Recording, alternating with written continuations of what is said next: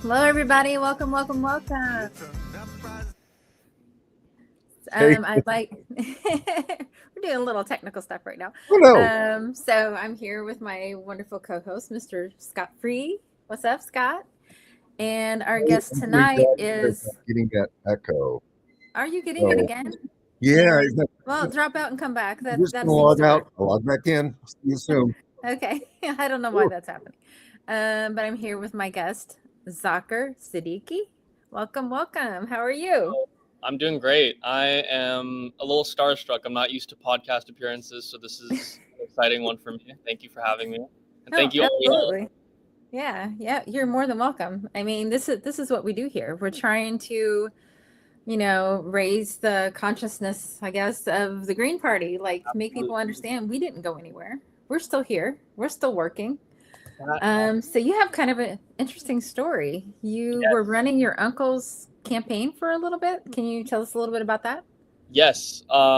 We are definitely an activist-oriented family. My uncle Imran lives in Washington State right now, but he gave me the call in May of this year that he was going to be running for Congress, an attempt to primary a AIPAC Democrat, Kim Schreier, who he had helped elect 2 years ago, because the Muslim community would vote blue no matter who for about 22, 24 years straight.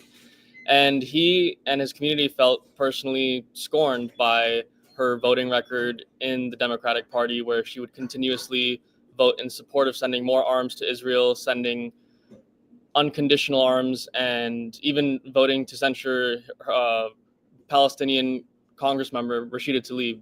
So there was a lot of different moments that felt personal and felt painful for the Muslim community that has been very strongly supportive of the Democratic Party, where it got to a point of no return, and Imran was encouraged to run as the community's champion to challenge a AIPAC bot candidate. And he gave me the call because he's the one that inspired me to pursue political science as a degree in my bachelor's, public policy as my master's. And I always told myself, keep it in your back pocket in case the time comes. And there had been no better time than my role model telling me, I need your help, and we need to use our voices to champion the cause for Palestinian liberation, because it's always been very dear to our hearts.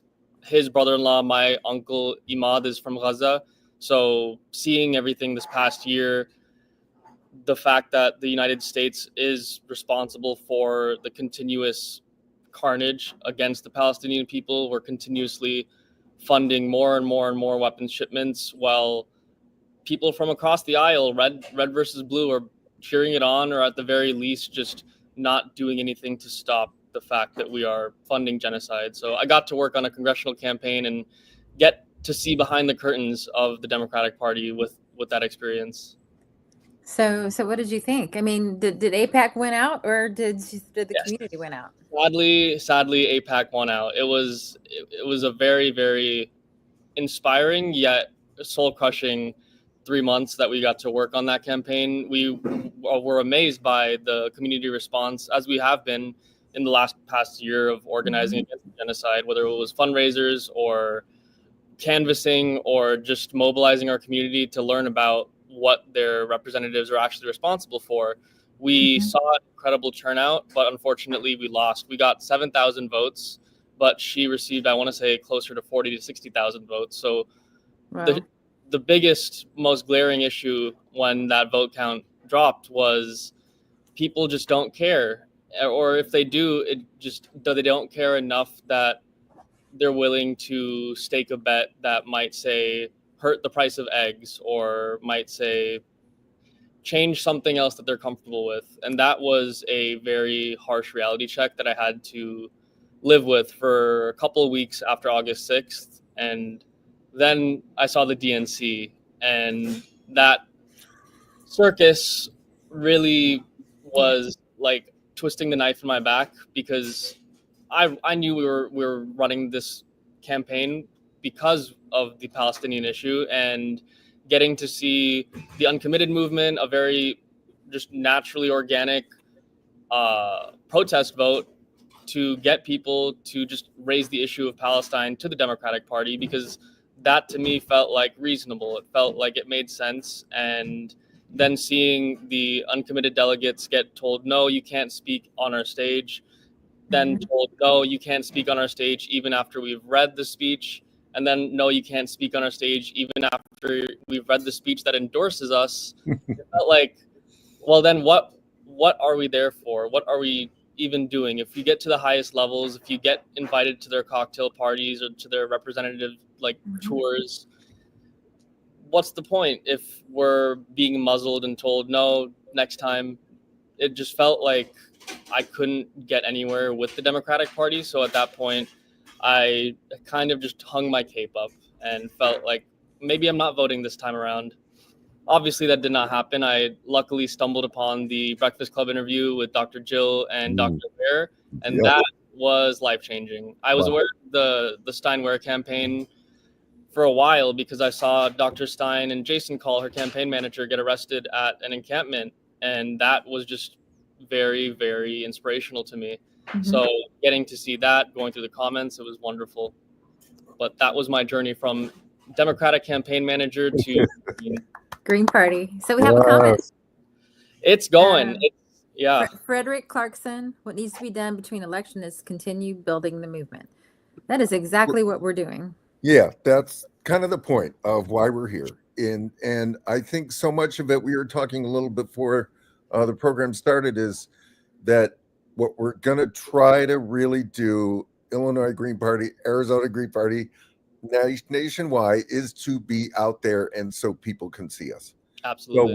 So we are commenting on every topic happening, and there's always a million horrific things going on because of our U.S. government that we can comment on, and just being out there, being a face, working with other organizations. Kind of a segue into what we were going to also talk about of Left Unity, which is something I certainly personally am going to try to work on. And I know that you're doing an event at your coffee house, which has to do with Left Unity. So yes, we've got actually quite a few. This Thursday, we're hosting a sort of evening forum just to bring people together.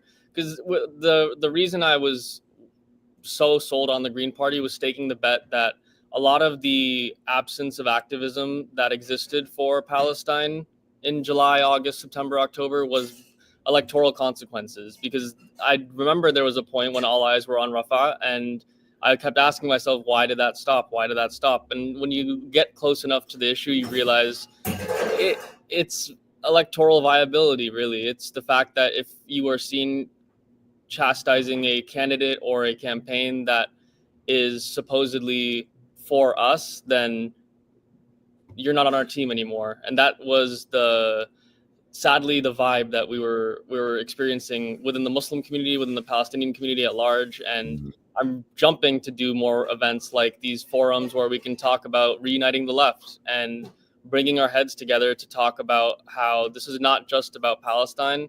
Palestine is just burning the brightest, and it's the easiest to point to U.S. imperialism, the failings of the capitalist system that we have here, and why that is responsible for what we're seeing in Palestine, in Syria, in Lebanon, and the list just goes on and on and on, from Sudan to Congo, elsewhere, where people are learning and people are getting a lot more access to independent media, independent voices, and they're starting to escape those echo chambers. And as we've seen in 2020, when that starts to happen, it scares the system. So I'm standing strong to make sure I can keep pointing people and pushing people away from the Democratic Party, because I just want them to know that is a $1 billion debt trap that you're going to be walking yourself into. Right. That is not your vehicle for change. And it doesn't even have to be my party, but I want to be the one to point you to mutual aid sources or community initiatives or fundraisers like the one we're doing this Saturday, where we're raising we're donating 50% of our sales to Palestinian, Lebanese, and Sudanese relief efforts. And that is going to be the 6th fundraiser that our coffee shop has done. And I cannot wait to do that. But I also am extremely depressed by the fact that we have to do that after a year of doing this fundraising. Yeah, because both parties are all on board because they make lots of money from it. And the problem with the Democratic Party, as far as I can tell, is they will never give anyone that wants to change anything a seat at the table. All the orders come from on high, and you fall in line or you get primaried or beaten or redistrict. Just like Jamal Bowman and Cori Bush. Yep. And they didn't do anything to save them because they don't want them. They don't want us there. No. They just want our votes occasionally.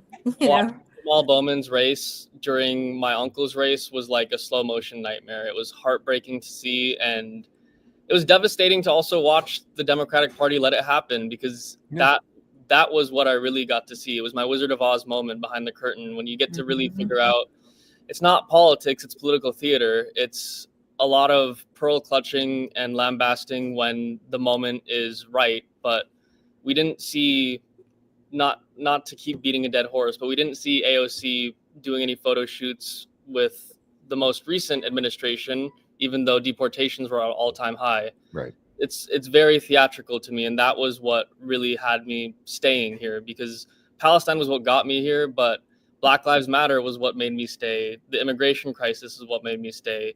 Yeah. Working class rights. The list just keeps going on, and I'm excited to wear the eco-socialist badge on my sleeve. I looking at the Arizona Green Party, I think it was the Twitter page, maybe, or Instagram, I'm not sure. You had a slogan, the electoral arm of the social justice movement. That's brilliant. I hope we can steal it. You've already copyrighted it. I'm saying it everywhere, and I'm hoping people. As long as GPUS, GP everywhere else, we're good, because I believe that, and that's exactly the way we should be viewed. That's exactly it, because yes, I'm in a political party. Okay, we run elections, etc. But it's the social justice that counts. And that's, I work very actively with an organization in Chicago that just does street actions. They're called Gay Liberation Network. And yes, street actions are important. Protests are absolutely important. But if you ignore the electoral arm, then what's the point? Exactly. What is the point? Because you're not going to make any progress. Go ahead, Eyde. We have a comment. This from Sip Sauce. We know who that is. Oh, what challenges have you encountered in transitioning from a corporate party to a grassroots party? Great question. Support. That's the big one. Support in terms of material, financial, just human. Unfortunately, we in the Green Party, I've learned quickly, we get to laugh at the fact that we are out here and oftentimes alone. Not necessarily completely alone, but it's a thankless endeavor to be championing a party that is oftentimes smeared and oftentimes lied on, and especially after an election season, people are not really interested in jumping on board. But the actual support where I'm seeing it exists within the Green Party, because it is people like y'all, it is people like the folks tuning in right now that are, even though it's not vogue or trendy or anything right now that makes them feel like they should be in this YouTube live stream right now, they're choosing to. They're taking the time to sacrifice some of their own free time to continue pushing the movement forward. And that is why I'm here, because I really do feel that love across the country. It's blossoming into a wonderful network that has excited me into booking a flight to New York for the January 20th People's Forum, because I want to see what happens. I want to see where this energy culminates, because I feel like that is the stage for us to make our case as the electoral arm of the social justice movement. And I think, obviously, while it was scary in the campaign season, not as much support, I do feel the most optimistic I have all year, and it's been a very dark year. So I feel like that's from a lot of different points, whether it is the Democrats locally that are now starting to give us a little bit more respect, or from local PSL chapters wanting to work together with us. And I'm hoping to see that replicate nationally with the People's Forums. Yeah, I would say, actually, I go back to Jill Stein and how I think she's so brilliant. And a point of her brilliance is just her running was the point, because certainly in Illinois, now the Green Party's back. Yep. I mean, it was at its lowest point, I think, in decades when she came in for this election. I mean, low. And the Illinois Green Party is growing like crazy. And that's because of Joe Stein. Yep. Yes. And that work is going to happen after. So, no, I'm thinking much more positive about, the Green Party. It is. And I will say that, even if we can't grab the White House, grab the brass ring, the more people that leave and vote green will pressure the Democrats into doing the right thing. So that's like a place to start. That's why I love when you vote green, you have to, that says, I have somewhere to go. Despite all your efforts to sue us off the ballot and to make it almost impossible, the ballot, if anybody's been here for any amount of time, I constantly complain about ballot access because the signatures are outrageous. Yep. So, I mean, although I will say the Arizona propaganda and the propaganda, but I do have a comment. The propaganda has just quickly. I want to say Arizona. You guys got in 2023. I looked up 62,000 signatures.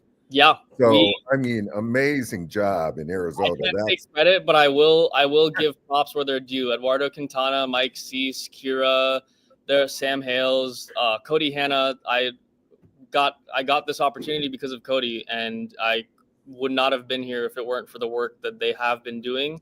Yeah. The very thankless work that they continue to chart, and I'm just happy to be here and provide support. But there was a question. There's a comment.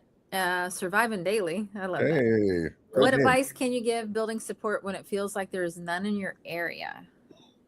Yeah, I mean, certainly I have noticed with my new involvement in the Green Party is that it is very chapter oriented. I don't know how it is in Arizona, but certainly Anna, who's the co-chair of the Illinois Green Party, she's pushing that all the time to start chapters.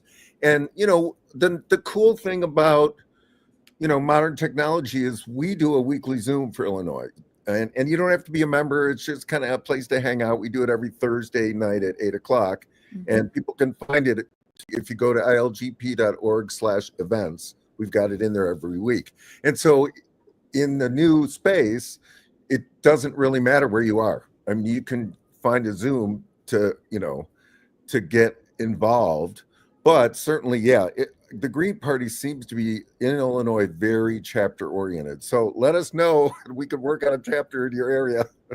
and get involved in your community. That's the other thing. Yeah. Show up being green. Because I kind of came to it backwards. I joined the ceasefire protests in Carbondale, and then I'm like, this is still happening. Of course, they're not listening. And then I'm like, okay, presidential election's coming. Who am I going to back? And I just want to get to work and change this, So that's how I ended up here.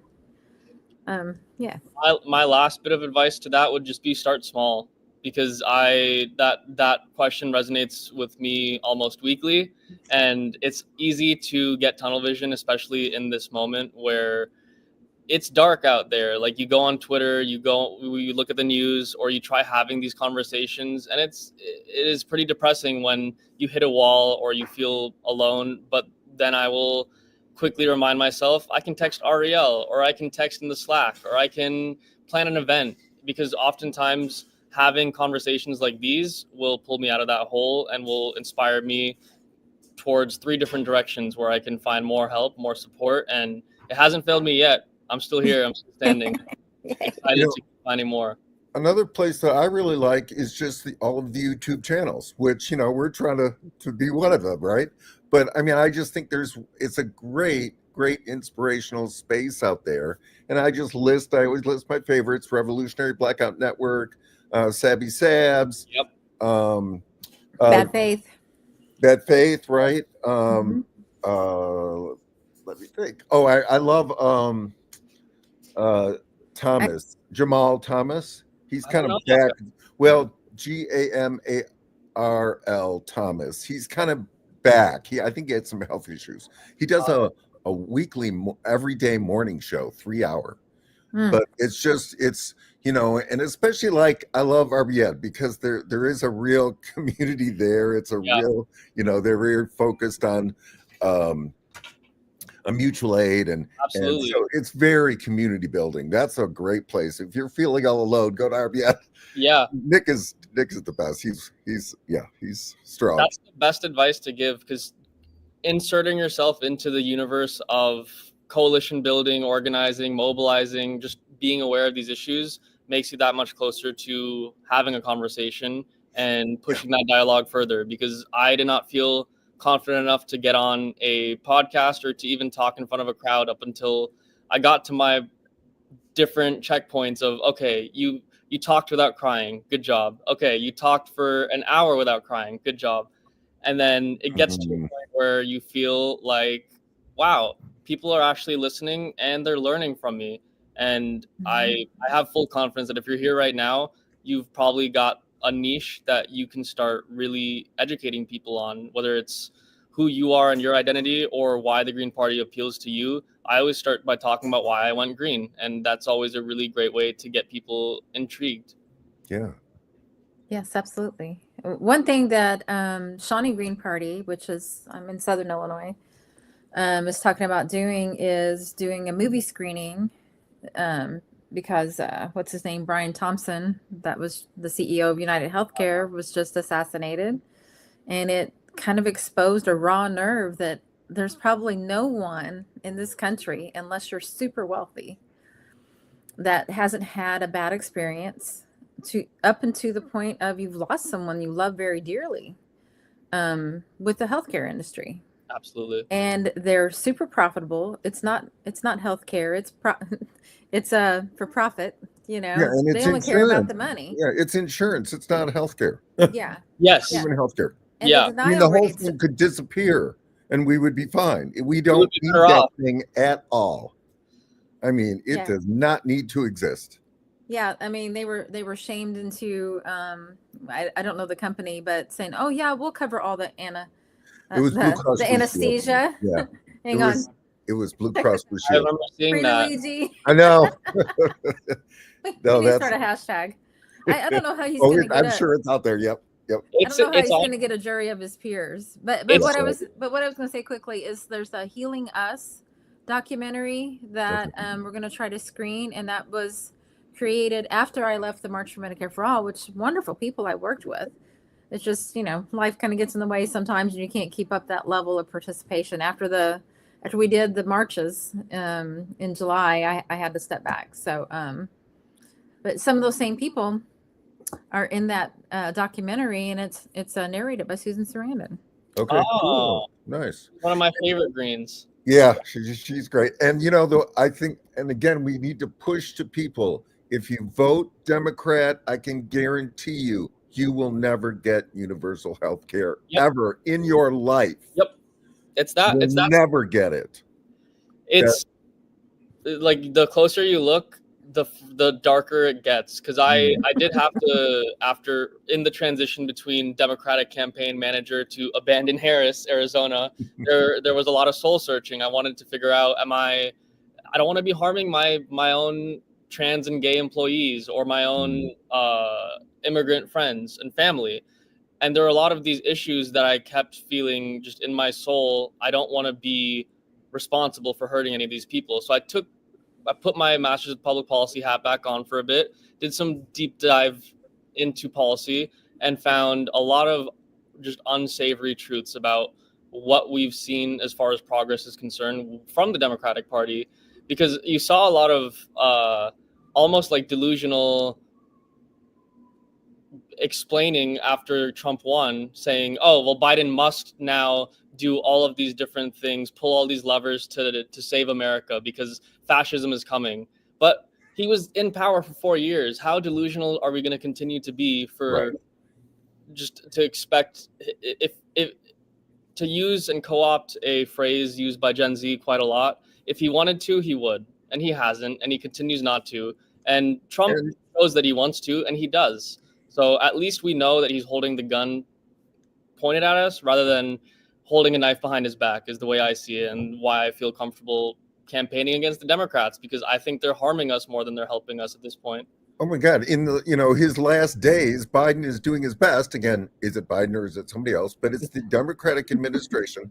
They are doing their best to completely destroy this world. I mean, they were involved with the bringing in ISIS and Al Qaeda into Syria. They were involved. I mean, Turkey was probably the main person, but there's no doubt we've been CIA involved in that place for decades. Mm-hmm. And and he's okaying attacks going into Russia, Yep. to Ukraine. I mean, there couldn't be a worse administration. And that's one of the things I do online. I was like, so Democrats, are you really cool with Biden like being this with ISIS and Al Qaeda in Syria? Is that okay with you?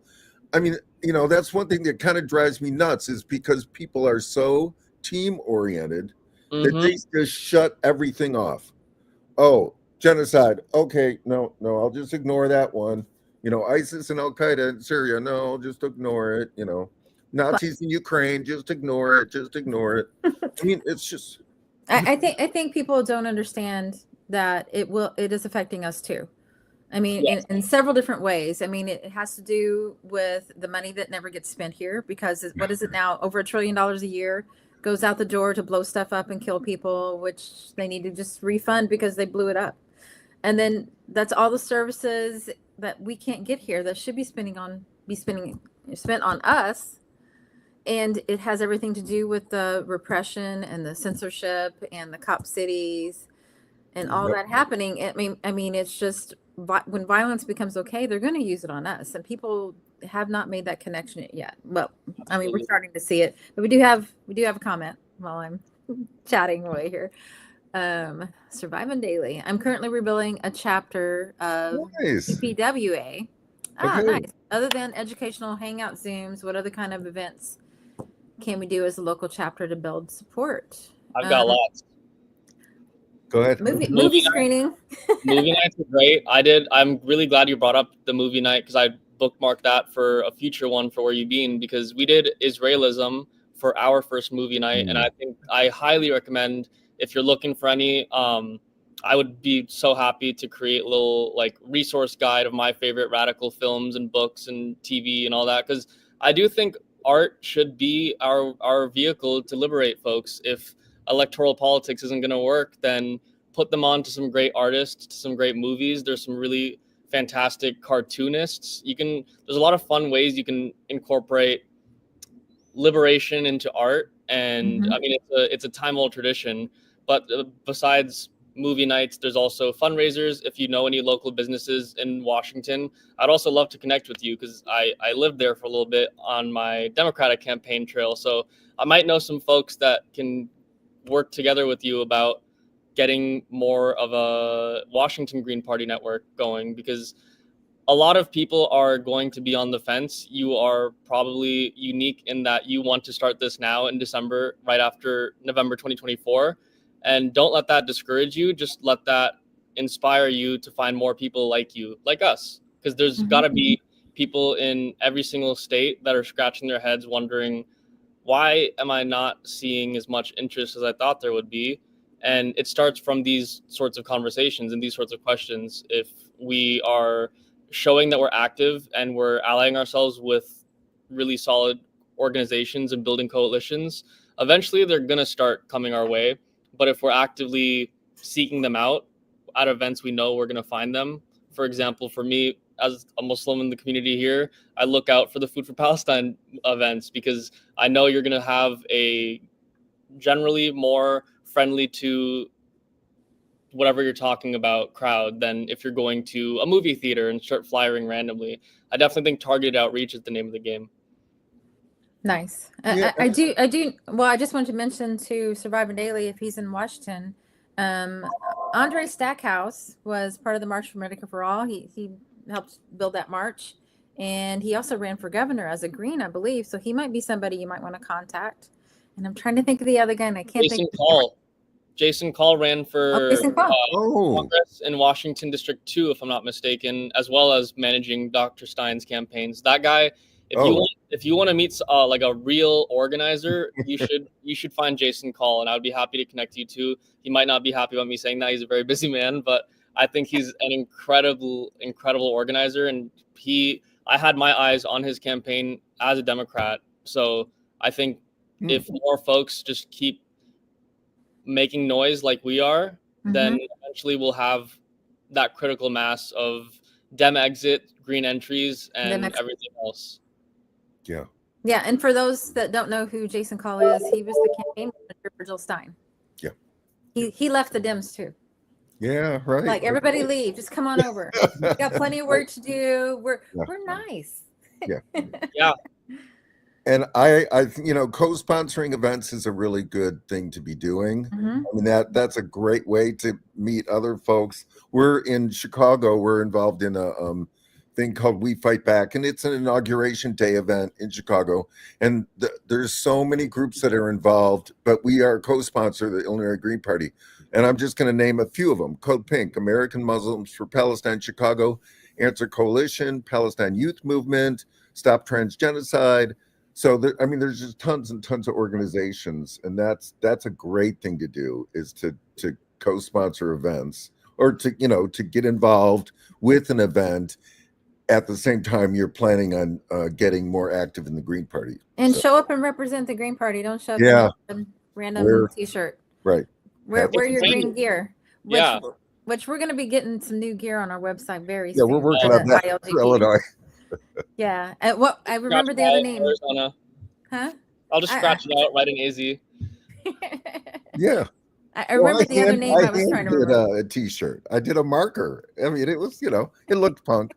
That's the thing about organizing, is it teaches you how to do a lot of punk adjustments. We had shirts being printed out here. We had a lot of different, just instead of ordering in bulk, because we didn't have that sort of financing, we were doing it all ourselves. I poured my own money into the last 2 campaigns I worked on, and I couldn't be more proud, because we earned some votes. We earned some real votes, and we also changed some hearts. And I know people get a little discouraged when they look at the vote count, as understandably it makes sense, but you have to take 2 things into account.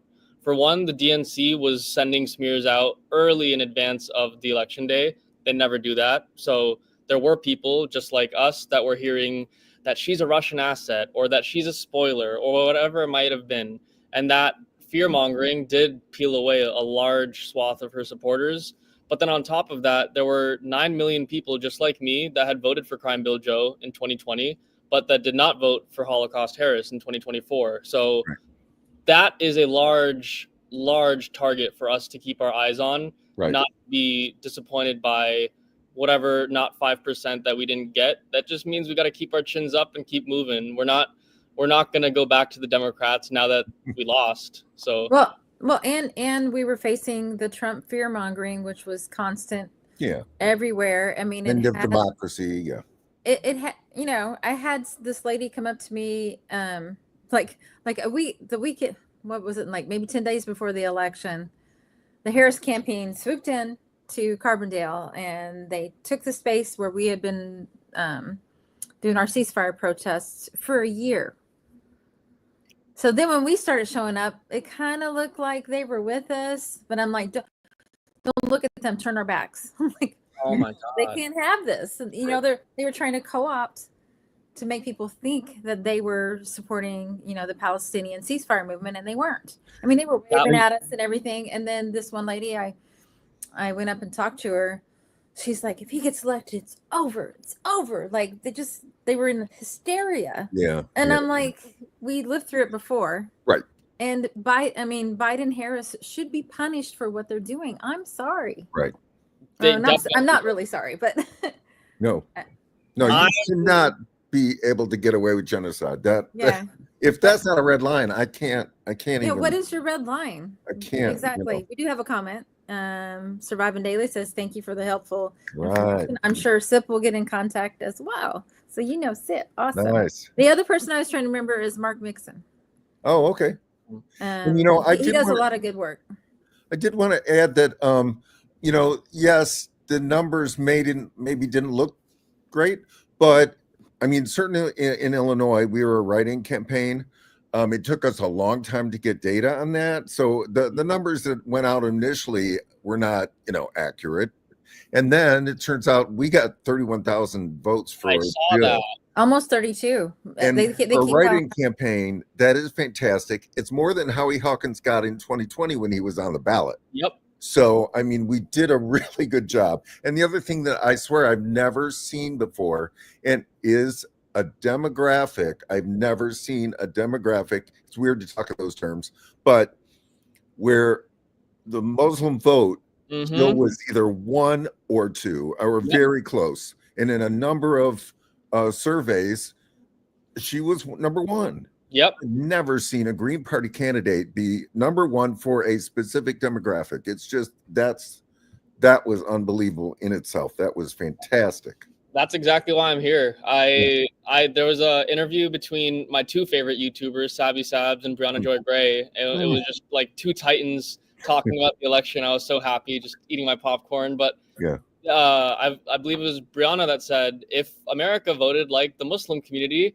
we would be in a very different place right now. Right. And I could not be happier that she recognized that, because that was the whole point of the Abandon Harris movement. That was the whole point of all of it, that we are not any different from any other group or demographic, but now our vote power is being reckoned with. And yet somehow still the corporate media wants to talk about, did they go too far left, or right, scapegoating certain demographic groups, when the reality is the blame should be pinned on the Democratic Party and the Democratic Party alone. And every article and piece of evidence that's come out after November 5th has only proven our point stronger and stronger, whether it's the revelations that their polling wasn't as accurate as they were making it out to be, or their spending on $100,000 to $1 million podcast studios.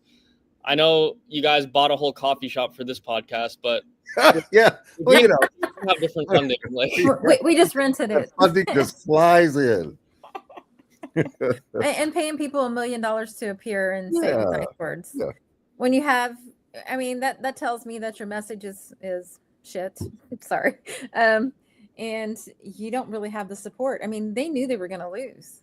And I knew they were going to lose. I knew it was going to be Trump. I said that on election night. Yeah.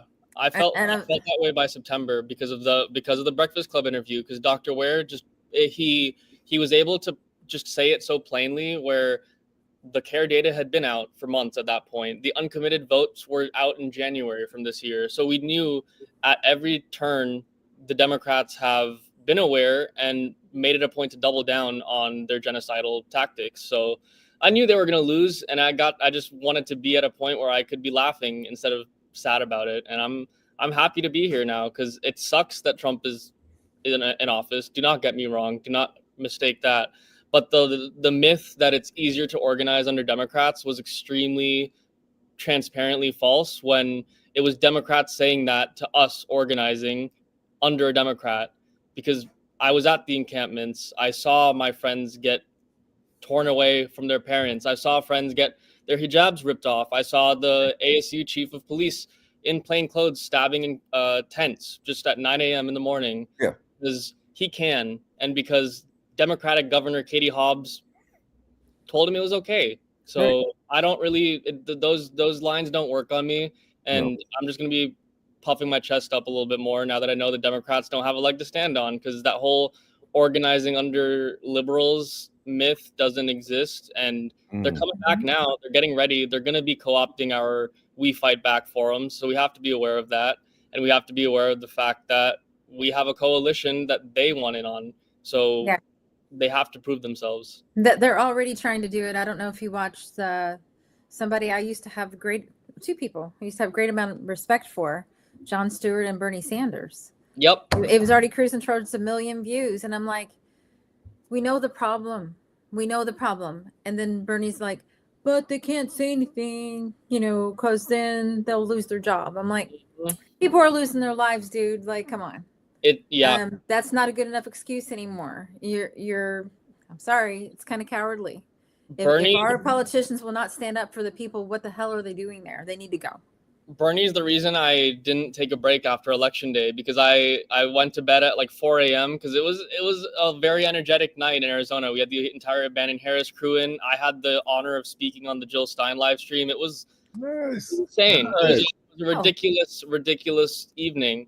Yeah. And then I woke up the next morning to two types of texts. One was, look at what Bernie just posted, and it was his statement talking about how we have to have a serious reevaluation, and it was the same thing I was expecting. Or the more disgusting type of text was, Palestine is just going to get hurt even more now, right? Yeah. Because those were folks that were just waiting to say that, and if they weren't speaking before, I don't know why they feel the need to be talking now. It doesn't really feel genuine. It feels more like they're just reminding me of what is coming and what has been happening and what we've been talking about, because then it just shows me that they were aware of what is happening. They just chose not to speak about it until the moment passed. And the Bernie post, my mom sent it, like so many people sent it to me, and I would just immediately I felt, okay, well, I have to do this Green Party thing, because if people are just that quickly able to forget that 2 days ago he was wagging his finger on camera saying you have to vote for Kamala Harris, how are we going to get anywhere? So I want to just be like one of those people on the tarmac at the airport, just go back to the Green Party, just make sure you're going that way, not go to the Democrats. We're right here. Look towards community solutions.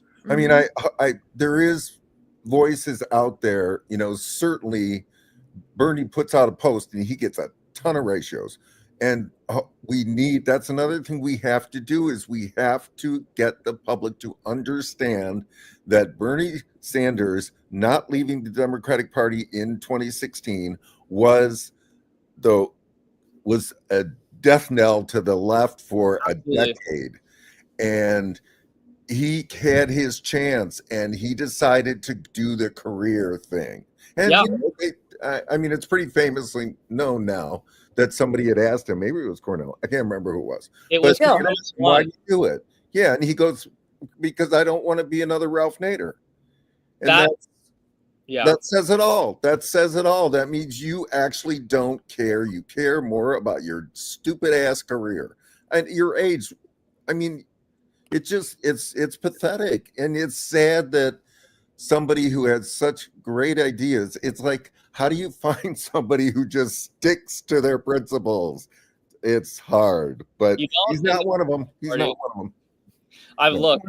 I'm going to be making my case to Cori Bush. She's coming to Arizona for a local banquet by the Council on American Islamic Relations Arizona chapter. And I'm just going to talk to her, like, very frankly, because I want her to know how I feel. I don't think that, like, her very important platform and voice and leadership should be wasted with the Democratic Party, nor should it be wasted with the Working Families Party, because that's just like an offshoot. I used to think that it was different. One of my favorite takeaways from working on a Democratic campaign, this is for anyone listening that just wants easy way to just practice a little bit of dialogue, conversation, and it's completely private. When you get those fundraiser texts, when you get texts from the Democratic Party asking for money, even now, respond, because there's someone reading those and they're not going to respond, most likely, especially if you bring up Palestine, especially if you bring up anything that you really care about. But sometimes you'll get someone that actually cares. And it's really interesting to have those conversations with them, because you'll see when their manager takes over. You'll see when they get a boilerplate text that says, no, actually, we do support both Palestine and Israel. Like, you go through it yourself, have these conversations with these people, with the people sending these texts, and that will radicalize you faster than anything I can say will, because that was my experience. I went to DC to try being a Trojan horse. I'm in the National Small Business Association, and I wanted to use that to talk with Senator Mark Kelly, because I was told I would get to speak with my representatives and my senators, and I knew he, like Representative Schreier, had a horrible checkered voting record, and I wanted to frame it in a way where he would actually respond. And he didn't even meet with me. It wasn't very much of a shock, because I'd been emailing him and my other representatives, but I got to meet with his office and told them I told them all the stuff I needed to about tax laws. And then I asked if I could speak as an individual, because I know what they want. They want to win. They don't really care about Palestine. So I talked in their language, and I said, how do I, as a Muslim political guy, tell my community, tell my coffee shop customers, tell my family to vote for you and to vote for Biden when this is what you guys are doing? And trust me when I say we are more scared of Trump and Kerry Lake than you are. I know that. So how are you going to make me feel confident to actually tell them that they should be voting for you when you continuously allow my family to get murdered by your votes? And she responded, his assistant, with, well, obviously Israel has a right to defend itself. And at that point, I mentally clocked out. I was walking away from the Senate building and I registered green. That was it. Right. That's what I mean. Have the conversation yourself. And then when you get to that point, because a lot of these folks will tell you they don't want to make the change because they're in a place, they're getting in the rooms with these Democrats, they're getting to talk with these leaders. Where did those conversations end up getting you? What you'll actually find out is they're not Muslims that are in the Democratic Party. They're in the Democratic Party and they're representing the Democratic Party for the Muslim community. They are sent by the Democrats to go talk with their people and tell them why voting for Kamala Harris just has to happen. And we saw that in very slimy ways with the progressive Dems in Arizona writing this letter about Palestinian Americans voting in support of Kamala Harris for harm reduction. And it made the rounds on Jon Stewart. It made the rounds everywhere. And I was very upset by that because that letter, not to be counting or making a quota of anything, but it had less than 17 Palestinians on the letter. It was more than 100 progressive Dems that were on that letter, but they didn't want to mention that in their coverage. And in response to that letter, there was a community letter made with actual Palestinians in protest and in support of Jill Stein. So the evidence is out there. I mean, South African genocide trial is a perfect example for that. It's just people don't want to look. And if we are the voices, if we're championing this, we will see that we become the leaders of it. I didn't want to be a leader here, but my favorite line now is the best resistant leaders are the best resistance leaders. And it's just a bunch of shy people that are waiting for someone else to step up to the plate, but we're here. Yeah, exactly. Abdul says, "Hey, Abdul, how you doing?" Right. Yeah, I mean, you know, I was a very shy kid, but I'm kind of getting over it. Because I mean, when something needs to be done and nobody else is stepping up, you have to be the one. You know, I will say all the people listening and just join your local Green Party, find out what's happening. I'm sure they're working on stuff. You know, maybe take a break for Christmas, but January 1, baby, let's go. Yeah. You know, to kind of to speak to that, and you know, I've learned so much again on these YouTube channels, which is it's a community of leftist thinkers, journalists or commentators, and also that's where you can build confidence. Because I know one thing that is happening. You know, when I make these little snarky comments, "Hey, Democrats," blah, blah, blah, you know, it's because they don't pay attention. And they don't really know what's going on, so they don't want to embarrass themselves, so they don't comment, right? Yep. And so I mean, it just takes, but the work is actually really cool work. It's really fun. I mean, RBN is fun, right? It's not that, you know. And the other thing that I'm going to say while I'm talking about the YouTube channels and the YouTube world is just again how impressed I was with. Jill Stein came in. Actually, Cornel West came in, completely screwed it all up, and these people like Nick ripped them to shreds, and he couldn't handle it. And he had snarky, you know, responses that were pathetic, you know. And so he leaves Green Party. Jill comes in because she knows she has to save the Green Party, and it was fascinating to watch her win all of them over. I mean, even Due Dissonance, and I really have real strong problems with Due Dissonance because of Russell's anti-trans stance. It's horrific. It's horrific. There's so much anti-trans on the left. It makes my head explode. But even they were like, well, you know, they hate electoral politics. We're going to vote for Jill Stein because of abandoned Harris. And so, you know, Right. So even that, but Nick got on board, and Nick's not easy. It's not easy to get him on board. And Sabby and Brianna, it was really incredible to watch that process. And that gave me hope. You could talk about the numbers weren't that great. In 2020, there was no Green Party visibility out there on YouTube. None. And Yeah. 2024, it exploded on TikTok. It exploded on Instagram. Absolutely. It got on Facebook as expected. But Well, and there's 88 million people that are eligible to vote that did not vote. If those 88 million people if we could just reach them, we would have won. That's what people don't get. I mean, I know it's a heavy lift, and this is how we start. We start small, we build local, state, and get into national, and we don't take any time off. Maybe Christmas Eve and Christmas Day, but the work continues. Jill just kind of fired us up. We do have a comment. Huckleberry Ninja, what's up? What if there's no local Green Party? Next election, I'm planning on collecting signatures. I would say find your state party. Yeah, which state are you in? In Illinois, we do a weekly Zoom, so you can check in with us. And I would just go to any state's Green Party webpage, and just see. They're all pretty good, and just see what's going on there as a way to reach folks. If you're Illinois, then definitely. We do a Thursday night Zoom at 8:00, ilgp.org/events. It's in there.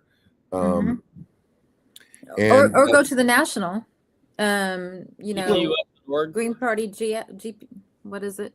It's gpus.org. And there it is. Thank you. I would recommend joining your caucus, because I joined the youth caucus, and I think just being able to operate within your niche, within your intersection, will really introduce you to more folks that might have similar ideas, might have already tried out those ideas, and you can learn from them, because that's my intention. I know I'm not the first young green, and I'm excited to learn from the ones that have been here a little bit longer than me. And that's also really cool in terms of just being part of the national. That's great. That's a really good thing to be doing. Absolutely. We have another comment. I'm in Wyoming. Okay. I was making sure I was seeing that correctly. So not much presence, and not an official party. I wanted to register as green, but had to register as unaffiliated. Great. Same as Illinois. You don't register green. Sucks. I think they were on the ballot though. In Wyoming. Right. But just how you register. Yeah. Oh no, I'm saying, in other words, there is a presence, Wyoming there is a state party. Yeah. And if you want to find it, you could go to the national, say it again, Oh. gpus.org.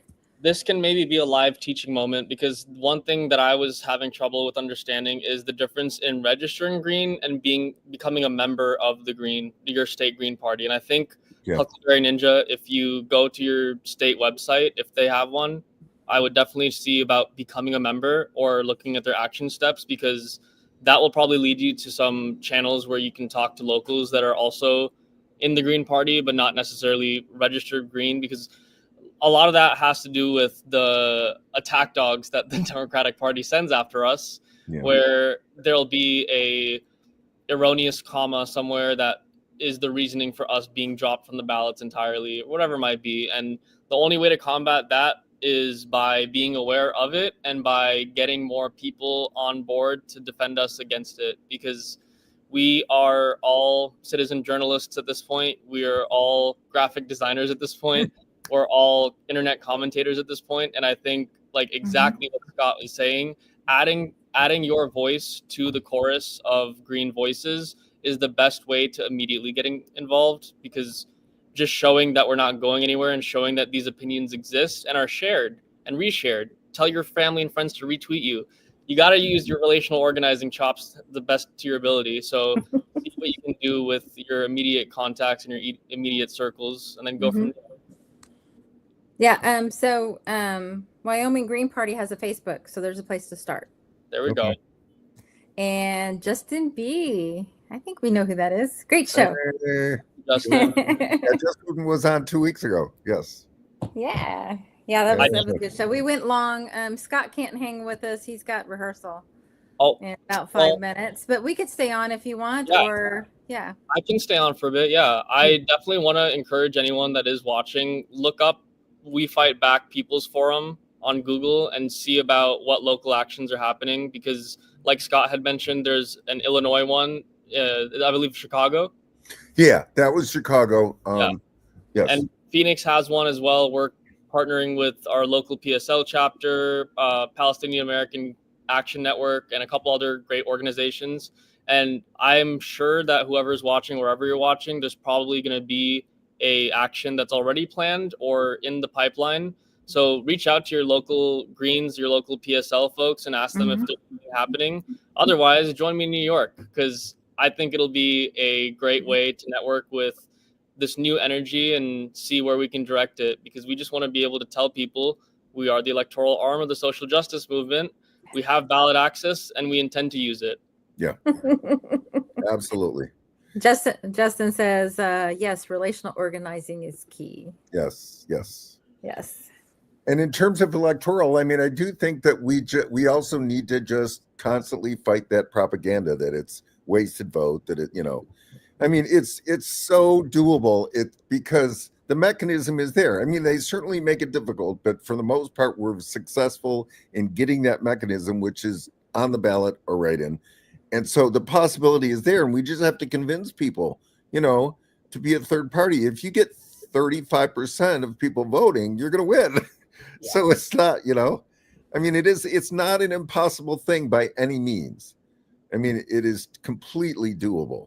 It's all it takes is for people to realize, you know what, I can do it. I can vote third party. I can vote Green Party. That's all it takes. Well, and I'd also say it's viable if you can vote for them.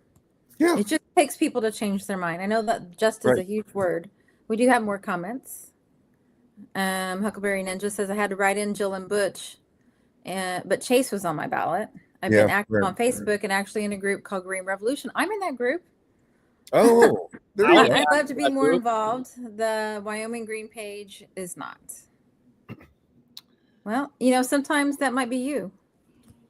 Find out who's running it. Just, start talking. That's like, honestly, it sounds silly, and it obviously is a little intimidating to enter a new group, enter a new community altogether. I'm speaking from experience here. I was very nervous about saying anything in the Jill Stein Slack, but eventually I got to a point where I felt confident enough to start just asking my random 100 questions. And those questions led to getting Dr. Stein to visit Arizona. And we were able to fill up a banquet hall of 500 people that were eager to meet her and take pictures with her. So use your voice. I know it sounds like a platitude, but I sincerely mean it. You're here for the right reason. And I have a feeling that you should be adding your voice to the chorus that's going to continue to grow, because we're only seeing it go up from here. And we're only seeing the Democratic Party bleed.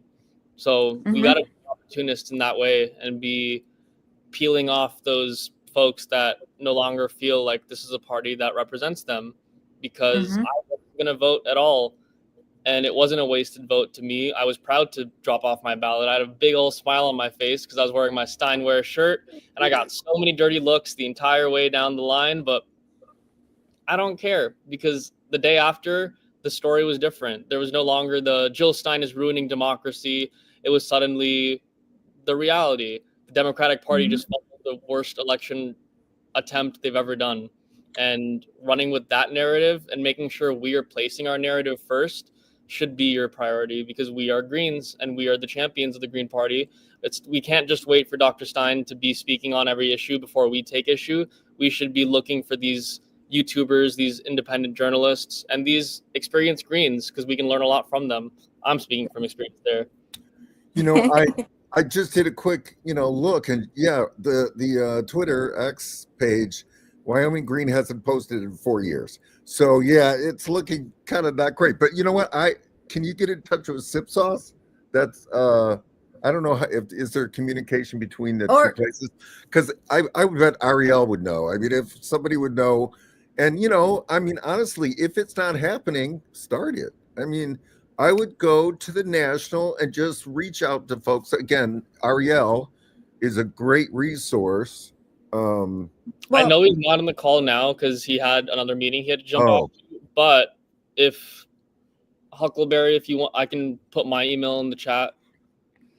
And you're welcome. Ariel is. I'm sure Ariel's on Facebook too. Or just maybe contact the Illinois Green Party or the Arizona Green Party. So you don't make it public. Don't make it public. That's a good point. Okay. That is a great point. Well, I know I'll we're make all mine public kumbaya, too. but this is public. Yeah. Okay. I'll make I mine. relationally organize too much sometimes.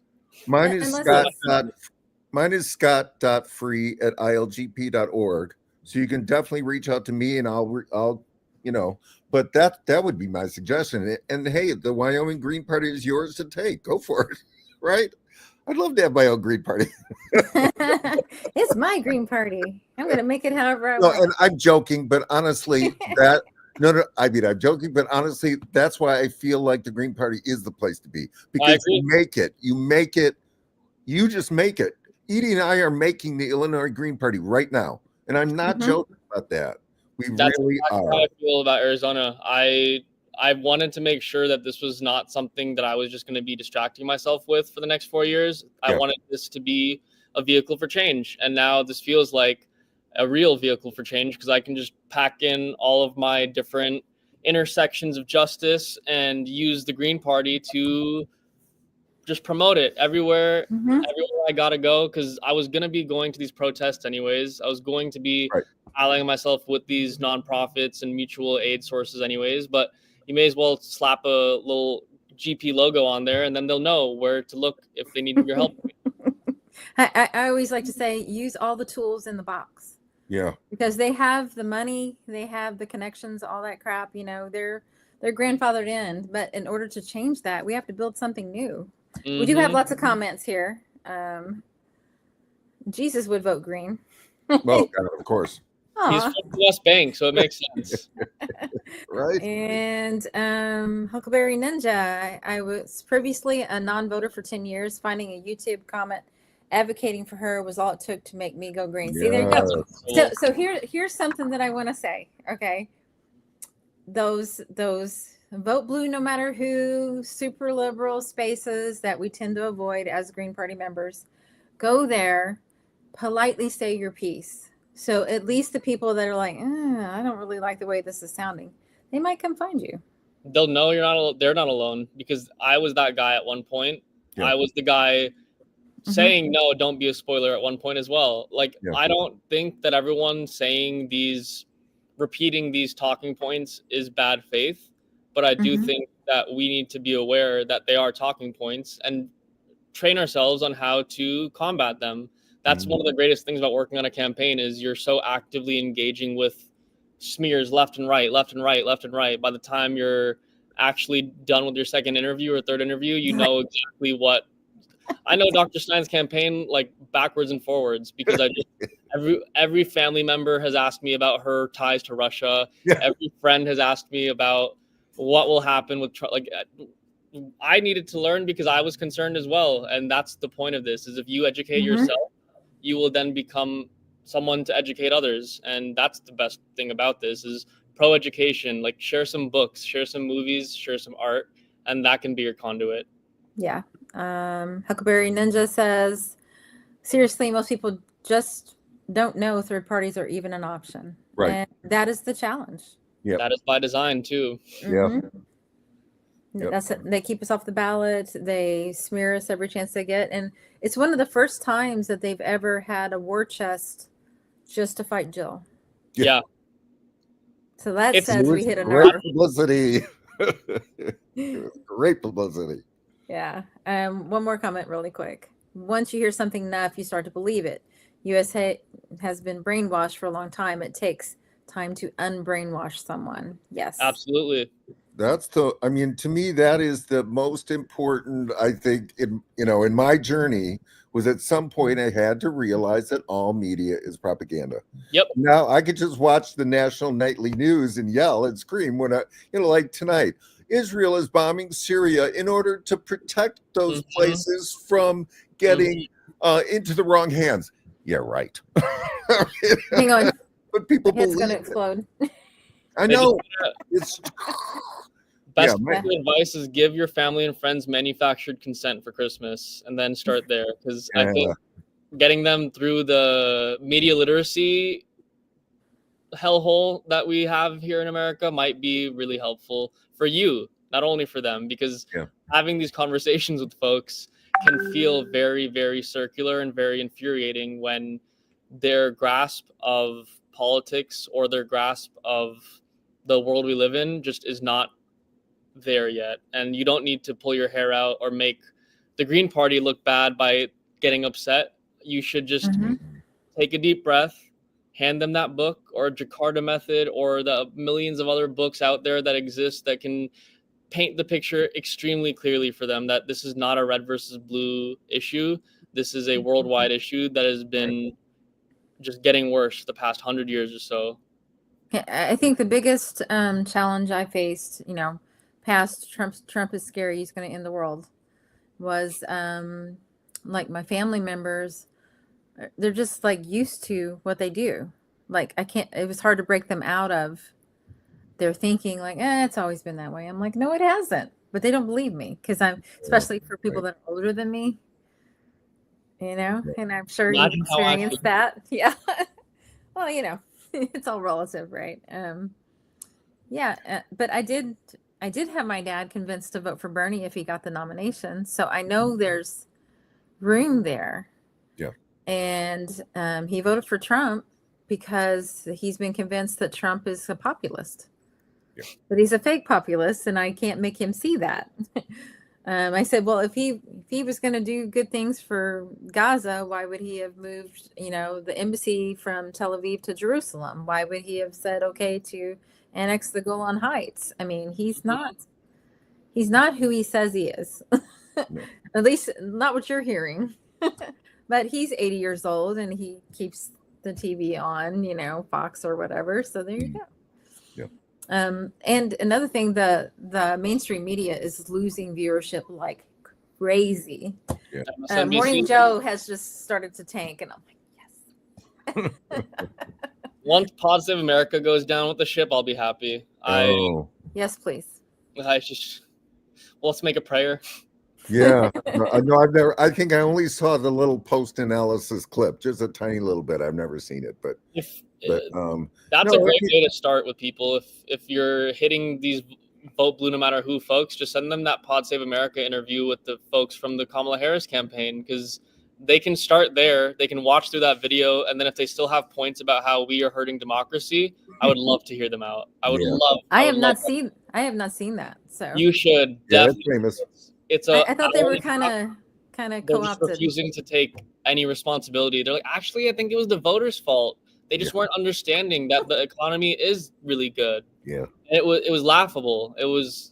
I feel great right now because this has just been a great news week for the Green Party, because the Democrats are just being themselves, and no one does abandon Harris better than Kamala Harris. Like they are just killing the game. Yeah, what was she? She showed up in a silver outfit.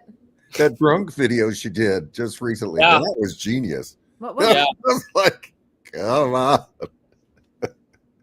That was fun.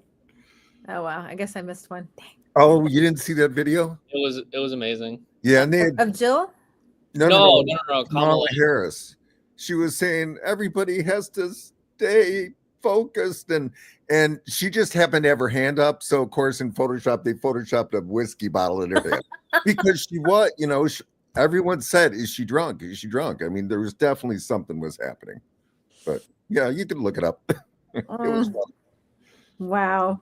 Yeah. And I will also say that the Democratic Party does not care if it loses, because they're still going to make lots of money. No, that's going to be exactly.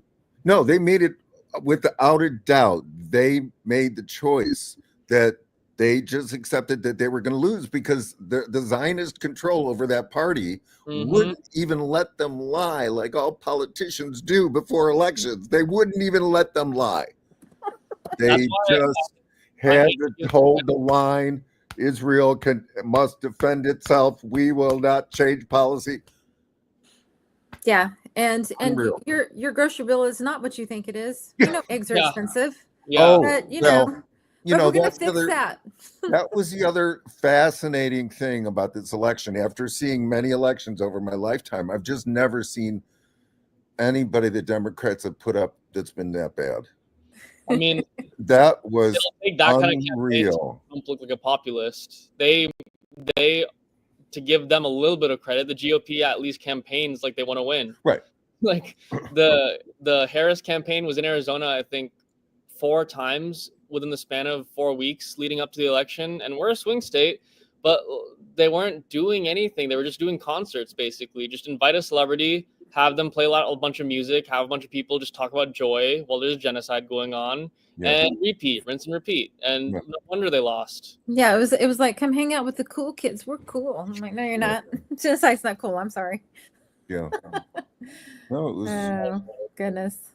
Well, yeah. So we're past an hour, and I know Scott's got to go. Yeah, this has been terrific. I hope you come back. Like, I would love to come back. Yes. Yes. You have Thank you the so booking much link. for doing this. There we go. Okay. I don't know if we told people that you are the brand new Arizona Green Party co-chair. Did we miss to say that? I put it in the thing.